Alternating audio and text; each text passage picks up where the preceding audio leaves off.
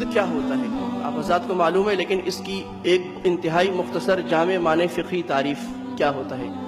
سود کی سیدھی سیدھی تعریف کی جائے تو وہ یہ ہے فضل الخالی عن العوض، وہ زیادتی جس کے مقابلے میں کوئی بدل نہیں آ رہا۔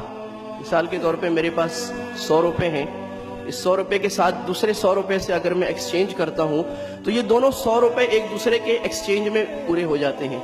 لیکن اگر ایک طرف 100 روپے ہے، دوسری طرف 100 روپے اور 100 روپے یعنی 200 روپے ہو جاتا ہے، تو یہ جو دوسرا 100 روپے ہے یہ بغیر عوض کے جا رہا ہے، ایکسچینج نہیں ہے، اس کے آگے کنسیڈریشن نہیں ہے۔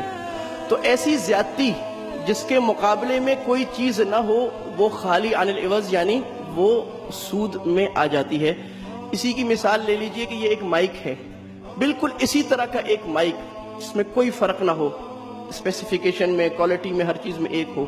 ان دونوں مائک کو اگر بیچا جائے گا تو وہ دونوں صحیح ہوں گے، لیکن اگر ایک مائک 1000 کا بیچا جائے، اس کے مقابلے میں دوسرا مائک اس کے بدلے میں 2000 کا دیا جائے، تو یہ ایک ایسی زیادتی ہے جس کے بدل میں کوئی چیز نہیں آ رہی، اس کے اگینسٹ آپ کیا چیز دے رہے ہیں۔ ایک اور تعریف جو حدیث میں بھی ہے اور فقہاء نے اس کو لیا ہے کہ کل قرض جر نفعا، ہر ایسا وہ قرض جس کے مقابلے میں نفع لیا جائے، قرض دے کر نفع لیا جائے، وہ سود ٹھہر جاتا ہے۔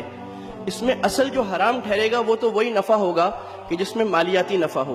میں 2-3 حاضر کی جدید مثالیں عرض کروں۔ بینکس کے اندر پیسے رکھ کے سود لینا فکسڈ، یہ تو ہے ہی ہے۔ سود کی 2-3 خصائص ہیں۔ نمبر 1 کہ وہ فکسڈ ہوگا، یعنی اس میں جو ریٹرن آئے گا آپ کو وہ فکسڈ ہوگا۔ نمبر 2 اس میں رسک نہیں ہوگا، یعنی دنیا کی معیشت اوپر سے نیچے ہو جائے، جس نے پیسہ ڈپازٹ کرایا ہے اس کو ریٹرن 12%، 10% اتنا ہی ملے گا۔ اور تیسری بات ہوتی ہے پیسے کے مقابلے میں پیسہ ہوگا، یعنی ایسٹس جو ہوں گے وہ ڈیفرینشیٹ نہیں ہوں گے بلکہ سملر ایسٹس ہوں گے۔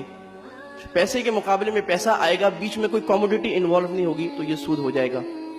ایک مثال کے طور پر میرے پاس کریڈٹ کارڈ ہے، کریڈٹ کارڈ میں نے چارج کیا، میرے پاس بل آیا 1 لاکھ روپے کا، اس کو میں نے ڈیفر کر دیا، پے نہیں کیا، تو مجھے سود لگ جائے گا 1,05,000 روپے۔